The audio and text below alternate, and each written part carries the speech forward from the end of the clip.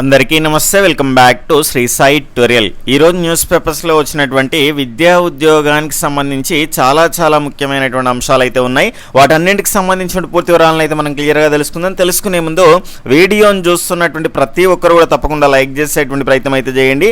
ఇలాంటి క్వాలిటీ అప్డేట్స్తో పాటు TET 2 DSC ఇతర పోటీ పరీక్షలకు సంబంధించిన regular latest updates, free class guidance అనేటువంటిది కూడా మీరు పొందాలి అనుకుంటే ఈ వీడియో క్రింద ఉన్నటువంటి సబ్స్క్రైబ్ బటన్ క్లిక్ చేసుకొని పక్కనే ఉన్నటువంటి all notification bell icon click చేస్తే నేను చేసేటువంటి ప్రతి వీడియో కూడా మీకు నోటిఫికేషన్ రూపంలోకి రావడం అనేటువంటిది అయితే జరుగుతుంది. ఈ వీడియో మీకు ఉపయోగపడింది అనిపిస్తే కనుక తప్పకుండా లైక్ చేసి మీ యొక్క ఫ్రెండ్స్కి కూడా షేర్ చేసే ప్రయత్నం అయితే చేయండి. నిరుద్యోగులకు మరొక గుడ్ న్యూస్ అనేటువంటి అప్డేట్ అయితే చూస్తున్నాం. 7,437 పోలీసు ఉద్యోగాలకు నోటిఫికేషన్ అనేటువంటిది సిద్ధమైంది. ఎప్పుడైనా కూడా నోటిఫికేషన్ రావడానికి అవకాశం అనేటువంటిది ఉన్నది. ఇప్పటికే 5,000 పోస్టులకు వెలువడిన ప్రకటన. మరో విడతలో జైలు అగ్నిమాపక శాఖలో ఖాళీల భర్తీకి సంబంధించినటువంటి అనుమతి అనేటువంటిది కూడా రావడం అనేటువంటిది అయితే జరిగింది. నెక్స్ట్ ఇక్కడ చూసుకుంటే మనకు 7,437 పోస్టుల భర్తీ ప్రక్రియ కసరత్తు ఆరంభం. వివరాలు అందిన వెంటనే మండలి నోటిఫికేషన్. తెలంగాణ హోంశాఖలో మరోసారి కొలువుల జాతర అనేటువంటిది మొదలైంది. 7,437 పోస్టులను భర్తీ చేసేందుకు ఈ ప్రక్రియ అనేటువంటిది జరుగుతూ ఉన్నది. ఈ ఖాళీలకు సంబంధించినటువంటి ప్రభుత్వం జీవోలు విడుదల చేయడంతో పాటు భర్తీ ప్రక్రియకు సంబంధించినటువంటి సన్నాహాలు చేపట్టాలని తెలంగాణ రాష్ట్ర పోలీస్ నియామక మండలికి సంబంధించి కూడా దాన్ని అయితే ఆదేశించడం అయితే జరిగింది. పోలీస్ శాఖలో ఎస్ఐలు, ఏఎస్ఐలు, కానిస్టేబుల్ ఖాళీలతో పాటు అగ్నిమాపక, విపత్తు ప్రతిస్పందన, అత్యవసర పౌర రక్షణకు సంబంధించినటువంటి జైలు, దిద్దుబాటు సేవల శాఖ, ప్రత్యేక రక్షణ దళానికి సంబంధించి ఇతర సమానమైనటువంటి పోస్టులను ప్రత్యక్ష నియామక ప్రక్రియ ద్వారా భర్తీ చేసేందుకైతే బోర్డుకు అనుమతి ఇచ్చింది. ఈ నేపథ్యంలో హోంశాఖ ముఖ్య కార్యదర్శి సంబంధిత శాఖల విభాగాధిపతులకు సంబంధించి ఖాళీ పోస్టుల వివరాలను క్రోడీకరించే పనిలో నిమగ్నమయ్యారు.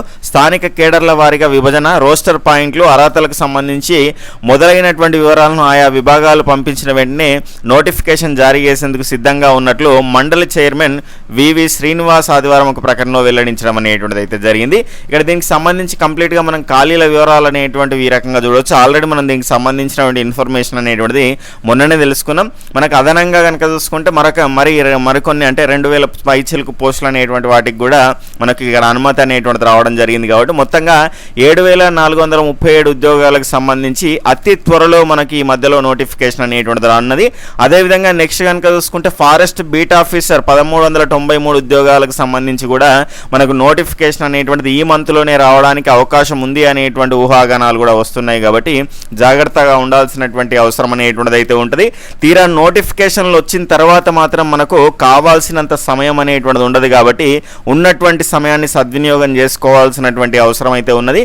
ఇప్పటికి మించిపోయింది ఏమీ లేదు. మళ్ళీ నోటిఫికేషన్ వచ్చేదాకా వెయిట్ చేయకండి. ఖచ్చితంగా ఆ ఉద్యోగాల కోసం ప్రిపేర్ అవ్వాలి అని మీకు అనిపిస్తే కనుక ఖచ్చితంగా ఆ నోటిఫికేషన్ రాకముందు నుంచే కసరత్తు అనేటువంటి మొదలు పెడితే కనుక ఆ నోటిఫికేషన్ వచ్చే నాటికి మీకు కంప్లీట్గా ఒక సిలబస్ అనేటువంటిది ఏ రకంగా ఉంటుంది, ఏ అంశాలపైన ప్రశ్నలు గతంలో వచ్చాయి, ఇవన్నీ ఐడియా ఉండడానికి అవకాశం ఉంటుంది. ఎందుకంటే పోస్టుల సంఖ్య తక్కువగా ఉంటుంది, పోటీ అనేటువంటిది ఎక్కువగా ఉంటున్నది. కాబట్టి వాటిని తట్టుకొని మనం నిలబడాలి అంటే ఖచ్చితంగా మనము రెగ్యులర్గా చదువుతూ ఉండాల్సినటువంటి అవసరం అయితే ఉంటుంది ఏ పోటీ పరీక్షకైనా కూడా. ఇక నెక్స్ట్ చూసుకుంటే జాబ్ క్యాలెండర్ ఇంకెప్పుడు నోటిఫికేషన్ల జారీలో నిర్లక్ష్యం, సర్కారుకు సవాల్గా నిరుద్యోగుల నిరసనలు, గుర్తించిన ఖాళీలకు సంబంధించిన భర్తీలో తాత్సారం, నిరుద్యోగులు అసంతృప్తి అనేటువంటి అంశాన్ని అయితే చూడవచ్చు. అంటే ఒక్కొక్కటిగా నోటిఫికేషన్స్ వస్తున్నాయి కానీ కావాల్సిన నోటిఫికేషన్ రావట్లేదు అనేటువంటి అంశం పైన అయితే ఇక్కడ మనం చూడవచ్చు. ఇక్కడ చూసుకుంటే నెక్స్ట్ కేబినెట్ ఏర్పడినటువంటి తొలి సమావేశంలో మెగా డిఎస్సి ప్రకటన చేస్తామని, 25,000 పోస్టులకు భర్తీకి మార్గం సుగమం అవుతుందని హామీ ఇచ్చింది. రాష్ట్రంలో విద్యా ఉపాధి అవకాశాలు అనేటువంటి పెంచేందుకు యూత్ కమిషన్ ఏర్పాటు చేస్తామని, ఈ కమిషన్ ద్వారా మనకు యువతకు వడ్డీ లేకుండా 10 లక్షల ఆర్థిక సహాయం అందిస్తామని, ఇవన్నీ కూడా ఆ రకమైనటువంటి హామీలు అనేటువంటివి ఇచ్చిండ్రు. కానీ దానికి సంబంధించినటువంటి అమలు కోసం నిరుద్యోగ అభ్యర్థులు ఎదురు చూస్తున్నారు అనేటువంటి అంశం పైన, జాబ్ క్యాలెండర్ అనేటువంటిది ఇంకెప్పుడు అనేటువంటి అంశం పైన చాలామంది అభ్యర్థులు కనుక చూసుకుంటే ఎదురు చూస్తున్నారు. తెలంగాణ ప్రభుత్వం ఉద్యోగాల భర్తీ జాబ్ క్యాలెండర్ జారీ విషయంలో సర్కారు మీనమేషాలు లెక్కిస్తుంది. ఆర్థిక శాఖ గుర్తించిన ఖాళీల భర్తీలో విషయంలోనూ ప్రభుత్వం నిర్లక్ష్యం ప్రదర్శిస్తుంది అనేటువంటి అభిప్రాయాలు అనేటువంటివి వ్యక్తమవుతున్నాయి. ఇక్కడ క్యాలెండర్ అనేటువంటిది ప్రకటించాలని నిరుద్యోగులు, విద్యార్థి యోజన సంఘాలు ఉద్యమిస్తూనే ఉన్నాయి అనేటువంటి అంశం అయితే ఇక్కడ చూడొచ్చు. మొత్తంగా మనకు మిగిలినటువంటి పోస్టులకు సంబంధించి కూడా జాబ్ క్యాలెండర్ రూపంలో రిలీజ్ చేశారనుకోండి, ఏ నోటిఫికేషన్ అనేటువంటిది ఎప్పుడు వస్తుంది అనేటువంటి అంశం పైన ఒక క్లారిటీ అనేటువంటిది వస్తుంది. కాబట్టి ఆ రకంగా మనకు నోటిఫికేషన్స్ అనేటువంటి వాటిపైన క్లారిటీ వస్తే వేటికి ప్రిపేర్ అవ్వాలి అనేటువంటి అంశం పైన అభ్యర్థుల క్లారిటీ వస్తుంది. కాబట్టి ఖచ్చితంగా జాబ్ క్యాలెండర్ అనేటువంటి అంశం అనేటువంటిది రావాల్సినటువంటి అవసరం అనేటువంటిది అయితే ఉన్నది. ఇక నెక్స్ట్ చూసుకుంటే మనకు సారథులు లేని ఉన్నత పాఠశాలలు 741 హై స్కూళ్ళకి ఇన్ఛార్జి గెస్టెడ్ హెచ్ఎంలే, పదోన్నతుల కోసం స్కూల్ అసిస్టెంట్ల ఎదురుచూపులు అనేటువంటి అంశాన్ని అయితే చూడొచ్చు. ఇక్కడ జిహెచ్ఎం పోస్టులు అనేటువంటి భారీగా ఖాళీగా ఉండడం అనేటువంటిది కనుక చూసుకుంటే ఆందోళన కలిగిస్తున్నది. రాష్ట్రంలో ఏకంగా 11% ఉన్నత పాఠశాలకు సంబంధించి ఇన్ఛార్జి ప్రధాన ఉపాధ్యాయులు పనిచేస్తుండడం గమనార్హం. అప్గ్రేడ్ అయినటువంటి పాఠశాలను కూడా కలుపుకుంటే మొత్తంగా 16% విద్యాలయాలకు రెగ్యులర్ జిహెచ్ఎంలు లేరు అనేటువంటి అంశాన్ని అయితే మనం ఇక్కడ చూడొచ్చు. ఇప్పటి వరకు జిహెచ్ఎంగా పదోన్నతి పొందాలంటే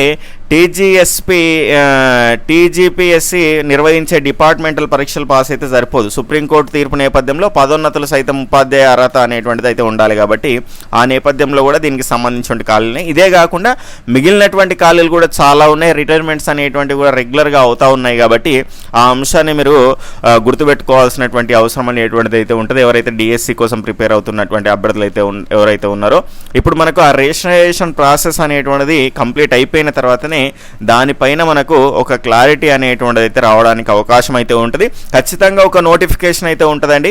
అది ఎన్ని పోస్టులు అంటే 6 నుంచి 10,000 వరకు ఉండడానికి అవకాశం అనేటువంటిది అయితే ఉన్నది. కాబట్టి నేను ఏమంటున్నానంటే నోటిఫికేషన్లు వచ్చిన టైంకు మనకు సరైనటువంటి సమయం మన దగ్గర ఉండదు ప్రిపేర్ కావడానికి. కాబట్టి నోటిఫికేషన్ రావడానికంటే ముందే మనం సంసిద్ధులుగా ఉండాల్సినటువంటి అవసరం అనేటువంటిది అయితే ఉంటుంది.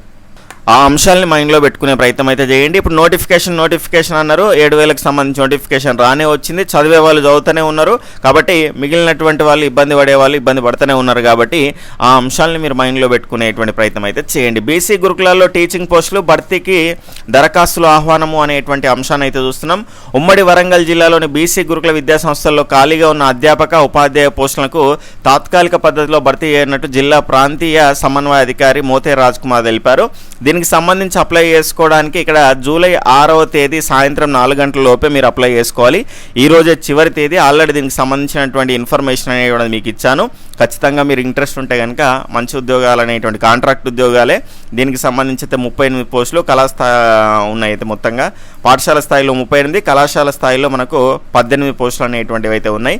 దీనికి సంబంధించిన పూర్తి సమాచారం కోసం అయితే ఈ నంబర్స్ని సంప్రదించేటువంటి ప్రయత్నం అయితే చేయండి.